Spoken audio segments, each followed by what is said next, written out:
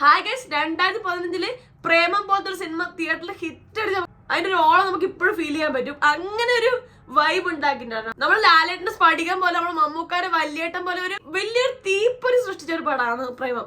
ശരിക്കും പറഞ്ഞാൽ നിവിൻ പോളിയിലാണ്ട് വലിയൊരു വളർച്ചയാണ് എല്ലാവരും കൺമുന്നിൽ കണ്ടത്. പക്ഷെ അതിനുശേഷം നല്ല പടങ്ങളെ നമുക്ക് കിട്ടിയില്ല. 2016 ആക്ഷൻ ഹീറോ ബിജു എന്നുള്ളൊരു പടം കിട്ടിയിട്ടുണ്ടായിരുന്നു. അത് മാത്രം മോശമൊന്നും ഉണ്ടായിരുന്നില്ല. പിന്നെ 2019 നയൻതാരയുടെ കൂടെ ലവ് ആക്ഷൻ ഡ്രാമ, അതും ഒരു നിവിൻ പോളിയുടെ ഒരു ഓറ നഷ്ടപ്പെടാതെ, ഒരു എനർജി നഷ്ടപ്പെടാത്ത ഒരു പടം തന്നെയായിരുന്നു. അതുവരെ ഓക്കെ ആയിരുന്നു. എന്ന് വെച്ചാൽ നമുക്ക് വലിയ പ്രേമം പോലത്തെ സംഭവം കിട്ടിയില്ലെങ്കിലും നമ്മളിങ്ങനെ തിയേറ്ററിൽ കണ്ടുകൊടുക്കുന്ന ഒരു ഫേസ് ആയിരുന്നു. പക്ഷെ പിന്നെ ഒരു അപ്രത്യക്ഷമാവലാണ്, പിന്നെ കാണാനേ ഇല്ല.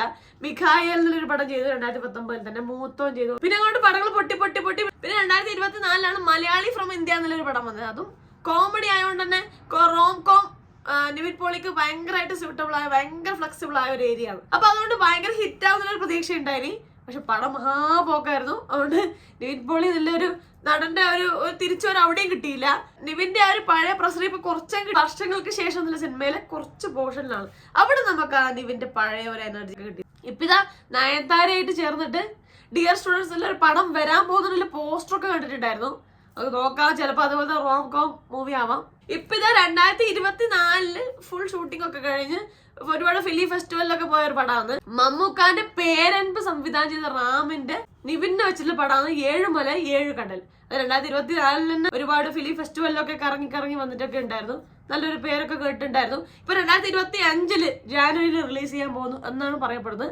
അപ്പൊ അതിന്റെ ട്രെയിലർ അറിയുന്നുണ്ട്, അത് റിയാക്ട് ചെയ്യാൻ വന്നിട്ടില്ല. അപ്പൊ നേരെ ട്രെയിലറിലോട്ട് പോയിട്ട് ബാക്കി സംസാരിക്കാം. Use headphones for best.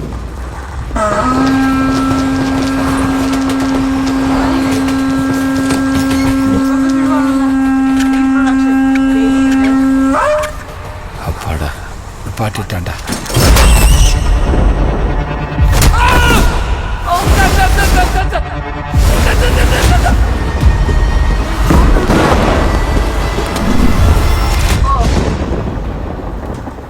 மாமழை போற்றுதும் சொல்றான்.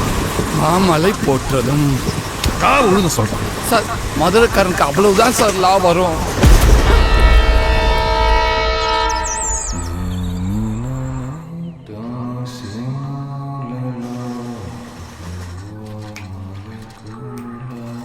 അയ്യോ, ഒറ്റപ്പെട്ട സ്ഥലമാണ്. வேணாம் சார்.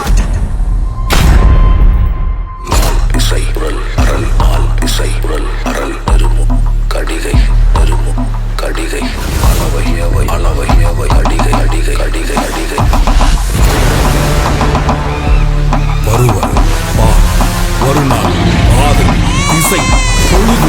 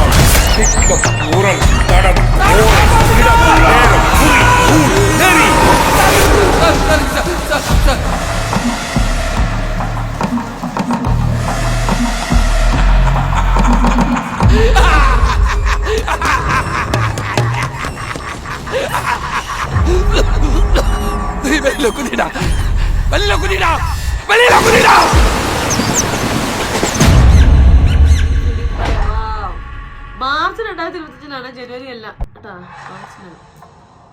ട്രെയിലർ കണ്ടെടുത്തോളം ഒരു സൈക്കോ സംഭവം ഒക്കെ തോന്നുന്നുണ്ട്. 8000 വർഷമായിട്ട് ഇമ്മോർട്ടലായി നിൽക്കുന്ന ഒരു മനുഷ്യനായിട്ടാണ് നിവിൻ പോളി വരുന്നത്. സൂര്യ എലീനെ കൊല്ലുന്ന കാണിക്കുന്നുണ്ട്. അപ്പം നിവിൻ പോളി കയറി വരുന്ന കാണിക്കുന്നുണ്ട്. അപ്പം അതുമായിട്ട് ബന്ധപ്പെട്ടെന്തോ പഴയ സ്റ്റോറി അഞ്ജലിനെ കാണിക്കുന്നുണ്ട്. May be Anjali Nivin Pauly last റിലേഷനിലായിരുന്നിരിക്കാം. അപ്പൊ അതുമായിട്ട് എന്തോ കണക്റ്റഡ് ആയിട്ടുള്ള ഒരു സ്റ്റോറി ഒക്കെയാണ്. അത് എലിയായിട്ട് എന്തോ ബന്ധപ്പെടുത്തി സൈക്കോളജിക്കൽ റൊമാന്റിക് ത്രില്ലർ സംഭവമാണ്. നിവിൻ പോളി സൂര്യ കോൺവെർസേഷനിലൊക്കെ നിവിൻ പോളിയുടെ പഴയ ഒരു വൈബ് എവിടേക്കോ കാണുന്നുണ്ട്. നമുക്ക് പ്രതീക്ഷിക്കാനുള്ള ഒരു വക കാണുന്നുണ്ട്, നമുക്ക് നോക്കാം. പിന്നെ അതുപോലെ തന്നെ പേരമ്പ് സംവിധാനം ചെയ്ത റാമാണ്, അപ്പം മോശമാവാനുള്ള സാധ്യതയില്ല. യുവശങ്കർ രാജയുടെ മ്യൂസിക്കലിൽ മാർച്ച് 2025 ഇറങ്ങാൻ പോകുന്നത്. ഇതിലൂടെയെങ്കിലും നിവിൻ പോളി മടങ്ങി വരട്ടെ, മകനെ മടങ്ങി വരൂ. ഇനിയെങ്കിലും നമ്മൾ ഒരുപാട് സിനിമയായി വെയിറ്റ് ചെയ്ത് ഇതിൽ കിട്ടും. നല്ല ഇത്രയും കഴിവുള്ള അത്രയും ടാലന്റ് ആയിട്ട് നടനാണ്. നടന്റെ എവിടെയൊക്കെ മിസ്സിംഗ് ആയിപ്പോയി, കുറച്ച് വർഷങ്ങൾ മിസ്സിംഗ് ആയിപ്പോയി. കുഴപ്പമില്ല, ഒരാളെ സ്കോപ്പ് വരുന്നൊരു സംഭവം, ഒരു പോസ്റ്റ് ഒക്കെ ഷെയർ ചെയ്തു. ഗോകുലം പ്രൊഡക്ഷൻസുമായിട്ടുള്ള ഒരു ഫോട്ടോ ഷെയർ ചെയ്തിട്ടുണ്ടായിരുന്നു 2 ദിവസം മുന്നേ. അതിലൊക്കെ നിവിൻ പോളിയുടെ മുഖമൊക്കെ പഴയതുപോലെ സ്ലിം ആയിട്ടുണ്ട്. ബോഡി ഒന്നും കംപ്ലീറ്റ്ലി ആയിട്ടില്ലെങ്കിലും മുഖമൊക്കെ ഓൾമോസ്റ്റ് ആയിട്ടുണ്ട്. അപ്പം എവിടെയൊക്കെ നമുക്ക് തിരിച്ചു കിട്ടാനുള്ള സാധ്യതകൾ തുറന്നു തരുന്നു. അതുപോലെ തന്നെ ഡിയർ സ്റ്റുഡൻസ് വരുന്നുണ്ട്, അത് റോം കോം ആവാനുള്ള സാധ്യതയുണ്ട്. അപ്പോൾ പ്രേക്ഷകർ ഒരുപാട് നാളായി ആ ഒരു വരവിനായിട്ട് വെയിറ്റ് ചെയ്ത് വർഷങ്ങൾക്ക് ശേഷം അതിൽ കിട്ടിയപ്പോൾ നമ്മൾ വിചാരിച്ചു ആ ഒരു സംഭവം പിടിച്ചു കയറി അങ്ങ് ഹിറ്റ് ആയിക്കോളും, പിന്നീടൊക്കെ സിനിമകൾ കിട്ടിക്കോളും. ഇല്ല, കിട്ടിയില്ല. അപ്പൊ ഇനിയെങ്കിലും വേണം. അപ്പൊ ഇത് വമ്പൻ ബ്രേക്കിംഗ് ആയ ഒരു പടമായി മാറട്ടെ. അപ്പൊ നോക്കാം നിങ്ങൾക്ക് എന്തൊക്കെയാണ് ഈ സിനിമയെ കുറിച്ചുള്ള പ്രതീക്ഷകൾ. നിവിൻ പോളി തിരിച്ചു വരും, നിങ്ങൾ നിവിൻ പോളി ഫാൻ ആണോ?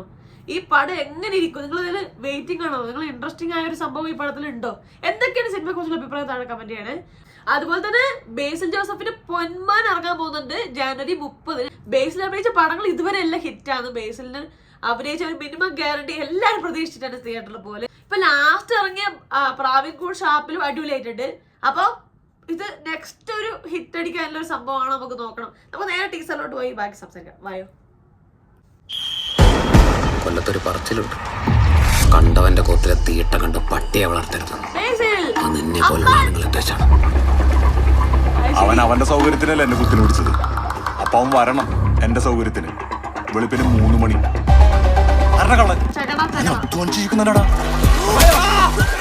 അധ്വാനിക്കുന്നവൻ എന്തിനാടാ സ്ത്രീധനം? അവൻ അധ്വാനിച്ച് കുടുംബം പോയി.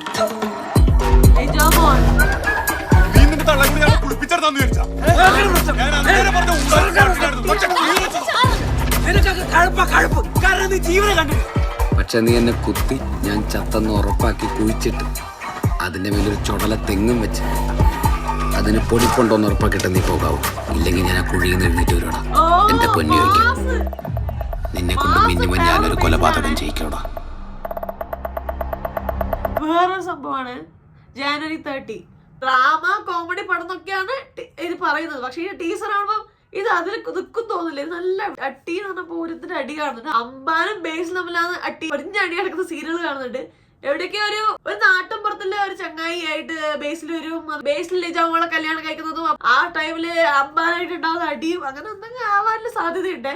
ഒരു നാട്ടുംപുറം സ്റ്റൈലിലുള്ള അടി സാധനങ്ങൾ കാണാനുണ്ട്. അമ്പാനി ആവേശത്തിൽ തന്നെ ഒടുക്കുന്ന ഫാൻസ് ഉണ്ടായി. അതിലൊരു കോമഡി ക്യാരക്ടർ ആയിരുന്നു, ഇതിൽ കുറച്ച് സീരിയസ് ആയ ഒരു ക്യാരക്ടറാണ്. എങ്ങനെയിരിക്കും ഈ ഒരു സീരിയസ് ആയ ഒരു ക്യാരക്ടറിൽ നല്ലൊരു വെയിറ്റിംഗ് ഉണ്ട്. അതുപോലെ തന്നെ ബേസിൽ കുറച്ച് ടെറർ ആയിട്ടുള്ള ഒരു ഡയലോഗ് അടിയൊക്കെ കാണുന്നുണ്ട്. ഈ ഒരു ക്യാരക്ടർ ഇതുവരെ ബേസിൽ ചെയ്യാത്ത ഒരു സംഭവമാണ്. കോമഡി ഇഷ്ടംപോലെ ചെയ്തിട്ടുണ്ട്, റൊമാൻറ്റിക് ആയി ചെയ്തിട്ടുണ്ട്, സീരിയസ് ആയി ചെയ്തിട്ടുണ്ടെങ്കിലും ഒരു ചെറിയൊരു സൈലന്റ് വില്ലന്റെ ഷെയ്ഡൊക്കെ നമുക്ക് പ്രാവൻകൂടിൽ കാണാം. പക്ഷെ ഇത് അങ്ങനെയല്ല, ടോട്ടലി ടെറർ ആയിട്ടുള്ള ഒരു നമ്മളെ മഹേഷിന്റെ പ്രതികാരത്തില് നമ്മളെ ഫഹദ് ഫാസിലിന്റെ സിമിലർ ആയ ഒരു ക്യാരക്ടർ ആയിട്ടൊക്കെ തോന്നുന്നുണ്ട്. എവിടേക്കോ അറിയില്ല. നാട്ടും പുറത്തുകാരൻ ഈഗോനെ ഹേർട്ട് ചെയ്തപ്പം കയറി ഇടിക്കുന്നതാവാനുള്ള സാധ്യതയുണ്ട്, പറയാൻ പറ്റില്ല.